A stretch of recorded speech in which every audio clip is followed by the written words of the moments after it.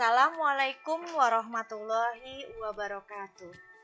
Hai Bapak Ibu semuanya, pada hari ini kita akan masuk kepada koneksi antar materi pada modul 3.1 dengan saya yaitu Budi Rahayu, calon guru penggerak angkatan 7 dari SMA Negeri 61 Jakarta.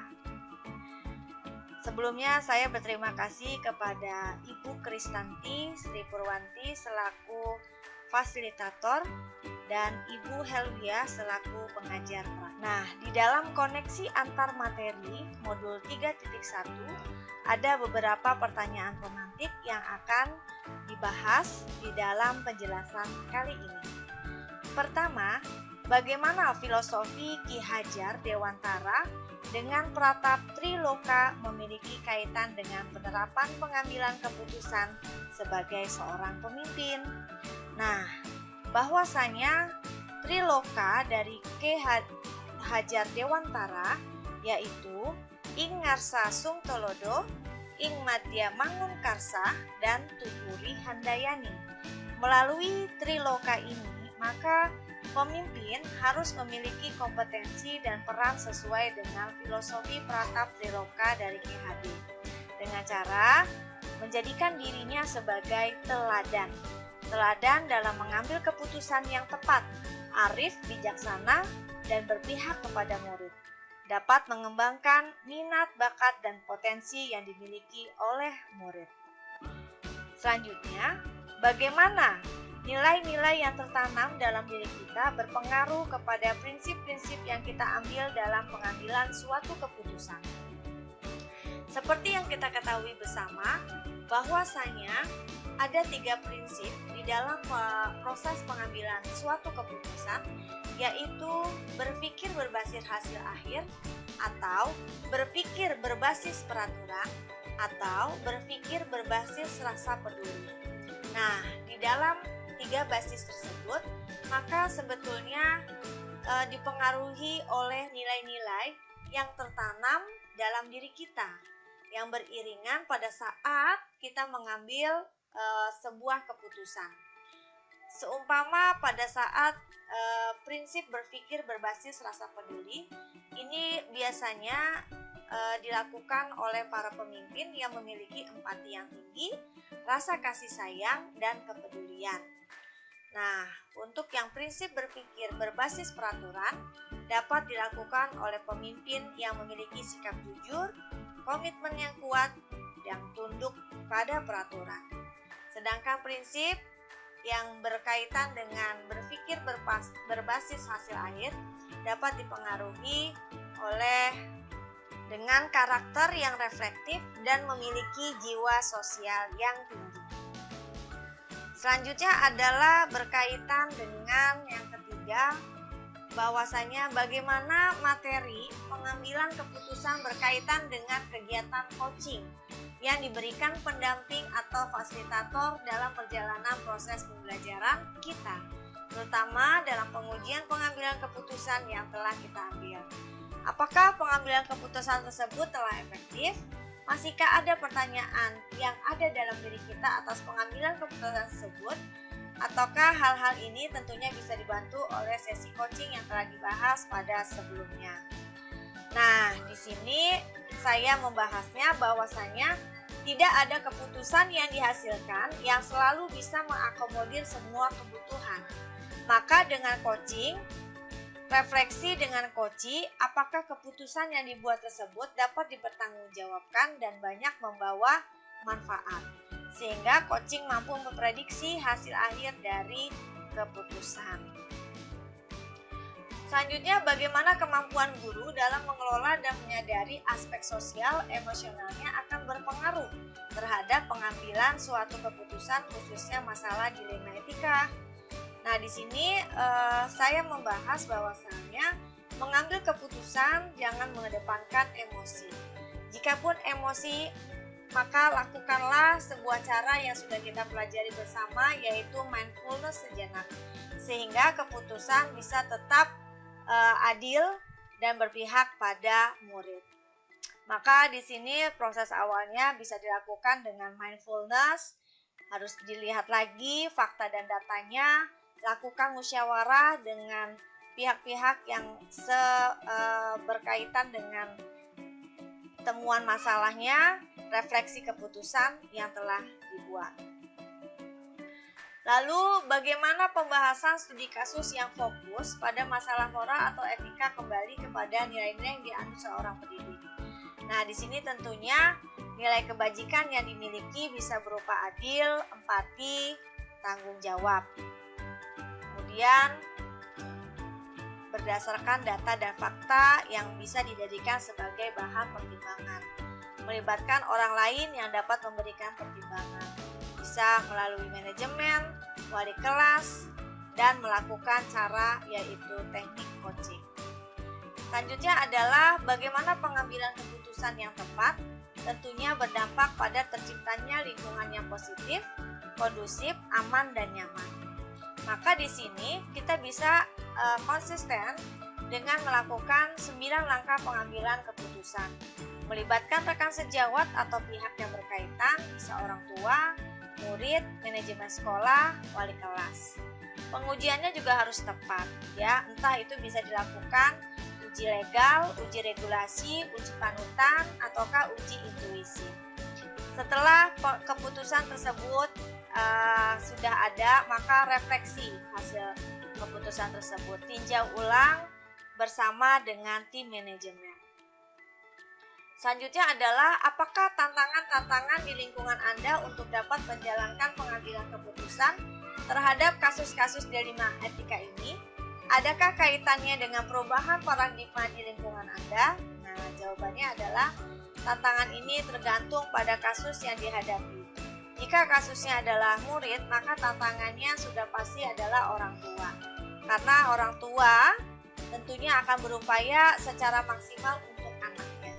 Jika kasusnya adalah berupa temuan guru, maka tantangannya empati dan keadilan yang harus diputuskan sebagai seorang pemimpin. Maka konsep-konsep dari 4 paradigma harus kita pahami dengan baik.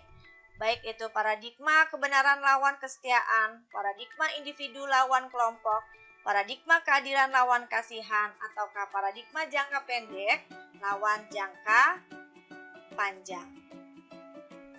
Berikutnya adalah mengenai apakah pengaruh pengambilan keputusan yang kita ambil ini dengan pengajaran yang memerdekakan murid-murid kita. Bagaimana kita memutuskan pembelajaran yang tepat untuk potensi murid yang berbeda-beda.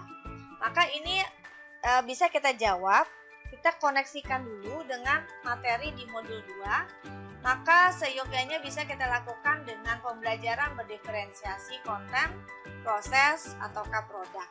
Ya. Kemudian menentukan spesialisasi proses dari profil pelajar Pancasila yang akan fokus untuk ditingkatkan.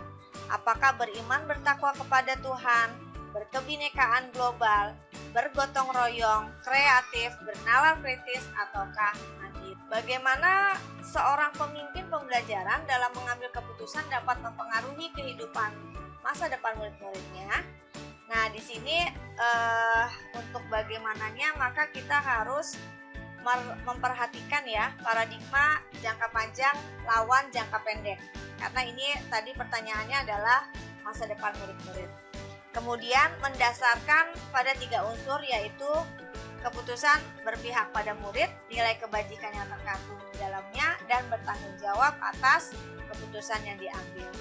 Dan yang selanjutnya yang ketiga, pemimpin benar-benar memperhitungkan dengan baik atas keputusannya. Apakah kesimpulan akhir yang dapat Anda tarik dari pembelajaran modul materi ini dan keterkaitannya dengan modul-modul sebelumnya? Nah, di sini saya mewakili dengan sebuah diagram. Di tengah adalah pengambilan keputusan, maka kita lakukan hal pertama, tentukan apakah itu dilema etika ataukah bujukan moral. Nah, kemudian identifikasi jenis dari paradigmanya. 3 unsur penting harus kita pahami yaitu berpihak pada murid, nilai kebajikan, dan bertanggung jawab. Jika pengambilan keputusan tersebut harus dimusyawarahkan, maka melibatkan bisa wakil kepala sekolah, wali kelas, ataupun guru ya yang berkaitan dengan temuan yang ada. Dan tentunya melakukan 9 langkah pengambilan keputusan yang selanjutnya harus dilakukan dengan refleksi atas keputusan yang sudah diambil. Sejauh mana pemahaman Anda tentang konsep-konsep yang telah Anda pelajari di modul ini, yaitu D5 etika, rujukan moral, 4 paradigma pengambilan keputusan, 3 prinsip pengambilan keputusan, dan 9 langkah pengambilan dan pengujian keputusan. Adakah hal-hal yang menurut Anda di luar dugaan? Nah, di sini hal-hal yang di luar dugaan tentunya yaitu bahwa dalam pengambilan keputusan ternyata ada tuntunannya, ada panduannya, dan kita harus mengidentifikasi dulu apakah itu dilema etika ataukah bujukan moral. Ketika itu dilema etika, maka dihadapkan pada nilai kebajikan yang sama-sama benar namun saling bertentangan. 4 paradigma juga kita harus ingat, kebenaran lawan kesetiaan K, individu lawan kelompok K, keadilan lawan kasihan K, jangka pendek lawan jangka menengah. Selanjutnya adalah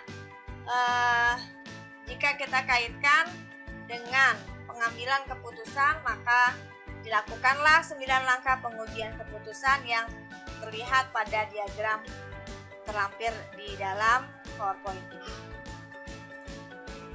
Sebelum mempelajari modul ini, pernahkah Anda menerapkan pengambilan keputusan sebagai pemimpin dalam situasi moral dilema? Bila mana pernah, apa bedanya dengan apa yang Anda pelajari di modul ini? Nah, sebelum mempelajari modul ini, saya belum pernah menerapkan proses pengambilan keputusan secara dilema, namun pernah sebagai tim untuk diminta musyawarah mufakat atas dilema etika. Jadi masih dalam kategori sebagai pertimbangan yang dimintakan pendapat, belum sebagai pengambil keputusan. Selanjutnya, bagaimana dampak mempelajari konsep ini buat Anda? Perubahan apa yang terjadi pada cara Anda dalam mengambil keputusan sebelum dan sesudah mengikuti pembelajaran modul ini? Nah, untuk saya, dampak mempelajari modul 3.1 ini semakin tersadar bahwa dalam mengambil keputusan membutuhkan 9 langkah dan penting memperhatikan 3 prinsip dan 4 paradigma dilema. Sebelumnya, saya belum pernah memahami hal-hal tersebut. Dengan mengikuti pendidikan guru penggerak, ini menjadi sebuah challenge, tertantang dengan hal baru dan proses untuk bisa menerapkannya. Seberapa penting mempelajari topik modul ini bagi Anda sebagai seorang individu dan Anda sebagai seorang pemimpin? Maka di sini akan saya jawab. Yang pertama, sebagai seorang individu, mempelajari topik pengambilan keputusan menjadi hal penting karena dalam setiap kehidupan kita seringkali dihadapi masalah dan harus mengambil keputusan yang terbaik. Sedangkan untuk sebagai seorang pemimpin, mempelajari topik pengambilan keputusan menjadi sangat prioritas karena dalam mengelola sekolah seringkali dihadapi masalah baik itu dilema etika atau bujukan moral.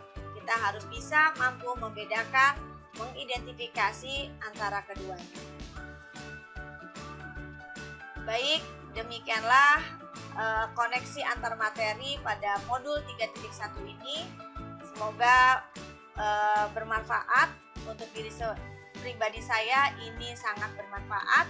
Berkolaborasi dan menerapkan keterampilan pengambilan keputusan berdasarkan 4 paradigma, 3 prinsip, dan 9 langkah pengambilan dan pengujian keputusan adalah hal yang sangat-sangat penting untuk kita pahami sebagai seorang pengambil keputusan.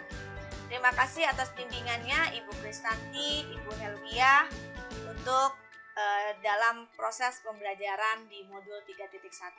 Terima kasih Bapak Ibu sekalian. Wassalamualaikum warahmatullahi wabarakatuh.